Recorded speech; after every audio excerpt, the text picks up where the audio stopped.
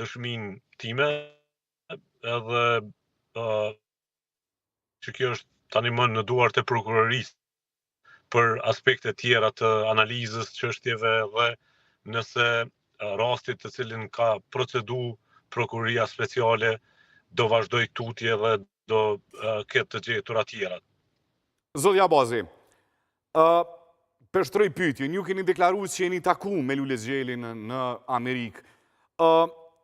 Fotot cila po qarkullojnë, kanë qarkullu fotot që i ka zbulu Nacionalja, mandje dhe kolegu Djermal Panduri, arriti mi bo publike gjatë kohës kër ishe në emision Dermalje dhe një pjesë të fotografive tjera dhe një video. A është personi fotot që po qarkullojnë, a është këj personi Lule Xheli? Unë e kam thënë në fotografin që është nuk mund të konfirmojmë për shkak se është profil i një personi me gjithashtu me fotografi e cila nuk shihet qartë dhe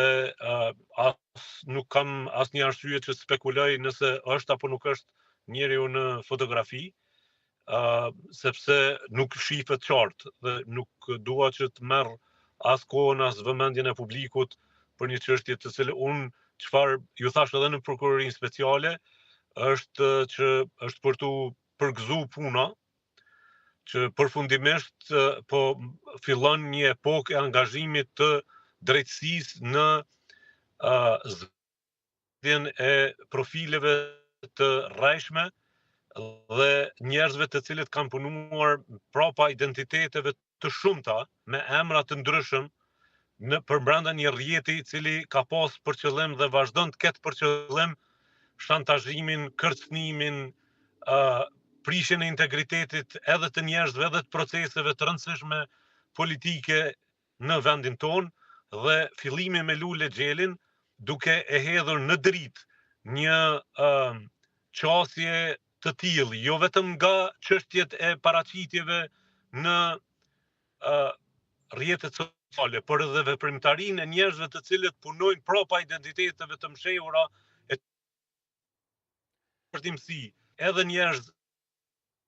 në Kosovë duhet që të përgëzohet kjo iniciativë dhe të shkohet deri në fund dhe unë mendoj që vetëm rezultatet e para janë duke u dhënë sepse një pjesë e madhe njerëzve e profileve të rrajshme janë deaktivizuar dhe gjithashtu janë trazuar një numër i madh i njerëzve që kanë bërë akuza me qëllime politike, objektiva politike të përfshira përbrenda milicisë së Facebookut e të rrjeteve sociale të organizuar kryesisht nga lëvizja vetëvendosje. Zotja Abazi, a mjafton vetëm me mbylljen e disa profileve? A duhet me pështu këta njerëz vetë pse i kanë mbyll profilet? Apo duhet me dhënë llogari për linçimet, sharjet, ofendimet, rënat, atakimet, familjet, moralin, deri në zonat më të çmendura ku një mendje e shënosh nuk mundet me mri? A duhet më falë dhe me përfundu krejt kjo epokë këtyre njerëzve?